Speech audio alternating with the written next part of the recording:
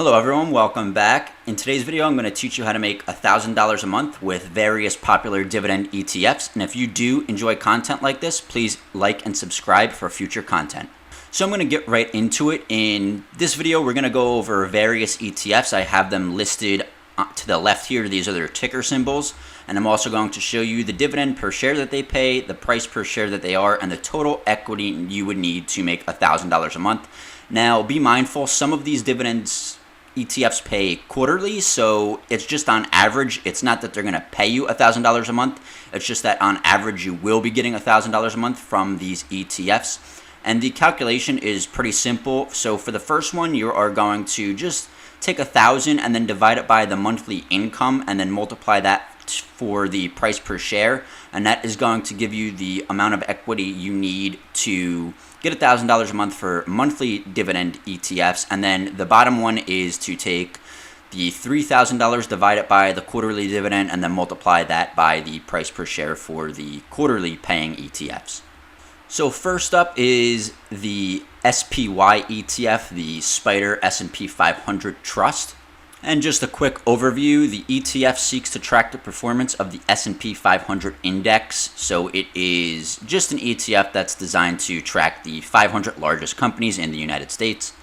Now the price per share for this ETF is $455.30. So we are going to take that number and plug it into our formula. And the most recent dividend it paid was on October 31st. It had an ex-dividend date of September 15th. And the total amount was $1.58 per share. So we're just going to simplify that and call it $1.58 and not include the remainder there. So there we have the dividend per share, the price per share, and we are going to run it through the formula to get the total equity you would need in the S&P 500 ETF to make $1,000 a month. So here we have the formula set up, 3,000 divided by G10, which is the dividend per share, times H10, which is the price per share. And that is going to give you a total needed of $865,000 roughly. So to make on average $1,000 a month from the S&P 500 ETF, SPY, you would need $865,000 invested. So next up, a popular dividend ETF. It's a dividend growth ETF. It is Vanguard Dividend Appreciation ETF, VIG. So basically this ETF just invests in companies that have a record of increasing their dividends over time. I do believe the companies that they hold need to increase their dividends for 10 consecutive years straight. It's a very straightforward ETF, very popular for dividend growth investors. So I'm going to go and do the same thing. I am just going to take the cost per share of this ETF and plug it into the formula.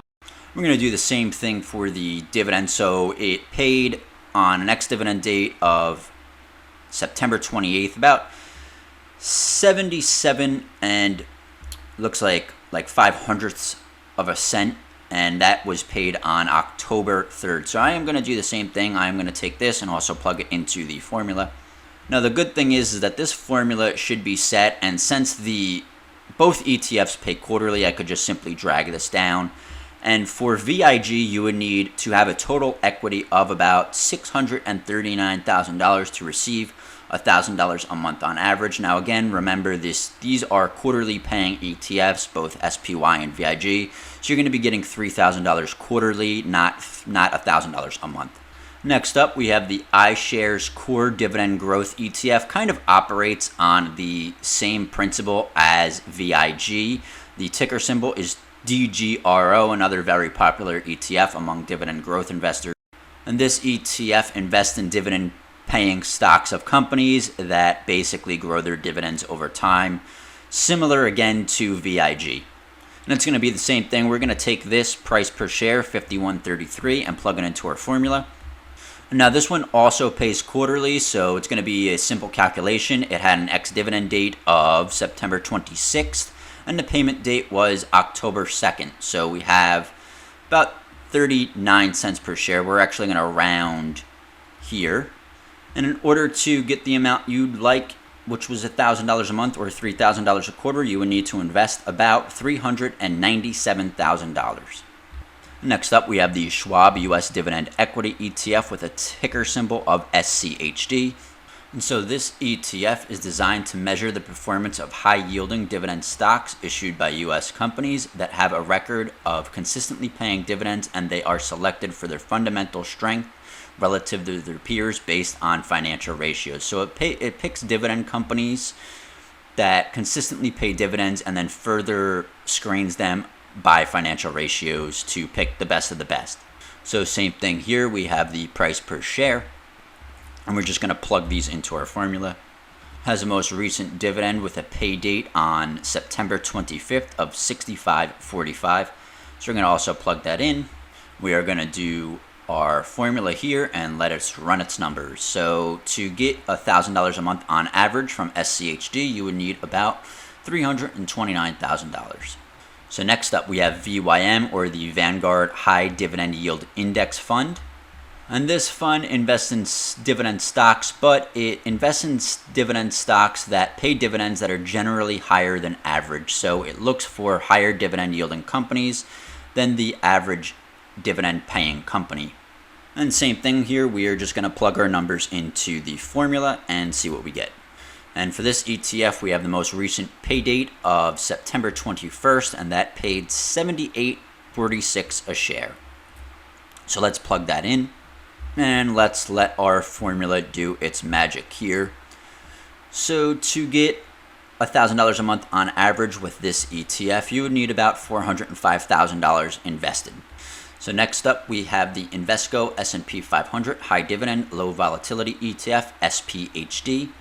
So this ETF kind of has a interesting investment style. It invests in the top 50 dividend-paying companies by yield, and then further screens them against volatility, and then they arrive at their constituents, how they select their stocks. So it selects high dividend yielding companies, the highest, and then further screens them for their volatility, I think based on standard deviation. Then we have the same thing. We are just going to take this price per share here and plug it all into our formula. And now with this ETF, it operates a little bit differently. It doesn't pay quarterly, it pays monthly. So as you could see, the payment dates are going to be around the last week of every single month. So this is a consistent monthly dividend payer. So our formula is going to have to change a bit. So we're just going to take this and then plug it into our formula after we change it around a bit. So now we have our new formula input, and it's basically just $1,000 a month because this is a monthly paying ETF, and then divide it by the price per share, or the dividend per share, and then times the price per share. So to get $1,000 a month from that ETF, you would only need to invest $226,000 roughly. Again, this is a high dividend paying ETF, so you would expect less equity invested needed to get the same $1,000 a month. Next up, we have QYLG, or the Global X NASDAQ 100 Covered Call and Growth ETF. So this ETF operates a little bit different. It is a covered call ETF. It gains its income from option premiums, and what it does is invests in the NASDAQ 100 and then sells covered calls 1 month out at the money on half of its total holdings. So we're going to do the same thing. We're just going to, of course, take the price per share and plug it into our formula. And like the last ETF, this one pays monthly. It pays around the last week or so of every month. So in this case, in November, it will pay on the 29th, and it's going to pay 12.81 cents. And let's bring our formula down to calculate how much you would need. And you would need even less than the previous one, about $217,000 or so invested to get that $1,000 a month. And again, that would be monthly. We have another extremely popular dividend ETF, JEPI, or the JP Morgan Equity Premium Income ETF. I do own this ETF. It is a monthly paying ETF. So this one operates a little bit differently than all of them. First, it basically invests in stocks that comprise of low volatility but well-performing companies, and then it basically trades exchange-linked notes, which is kind of like a debt option strategy against the S&P 500. So it earns its income from two sources: dividends and then also the premium it gets from exchange-linked notes. So again, we're going to take the price per share and plug it into our formula. And next we got the dividend per share. Again, this is monthly and it paid last on November 6th. So we're going to take that and we are also going to plug that into our formula. And now let's simply drag the equation down to see how much we would need. And to get $1,000 a month, you would need $152,000 invested or so to get that $1,000 every month from JEPI. And this one, we have the final ETF. We have the Global X NASDAQ 100 Covered Call ETF, QYLD. And this is kind of like QYLG, but brought to the extreme. It invests in the NASDAQ 100 and then sells covered calls 1 month out at the money on their entire holdings. So I'm going to take the price per share and again do the same thing we did many times before. And this one also pays monthly. It pays around the last week of every month, so it will pay on the 29th and it is 16.11 cents per share. So we're going to also plug that in. And for the final time, we are going to drag this equation down to see how much you would need. And there you have it. To get $1,000 a month from QYLD, you need about $106,000. So here on the right is the total equity needed to average $1,000 a month. And again, that is going to be on average for some of them because some of them do pay quarterly, others do pay monthly. And I want to throw in a final 2 caveats here. So just be mindful that this is the amount you would need as of the recent dividend payment, the most recent dividend payment. As you could see, these dividend payments vary quarter to quarter based on their distributions. So it's not always going to be the same, so it will change month to month. And I also want to say that many of these ETFs, I don't exactly endorse. I don't think that you should be owning some of them, in my opinion. I just believe that these are many common ones that some people do invest in, whether it be for their actual good qualities or their yield. So I just basically took some popular ETFs that pay dividends and kind of just showed you what you would need on average to make $1,000 a month as of the most recent payment date.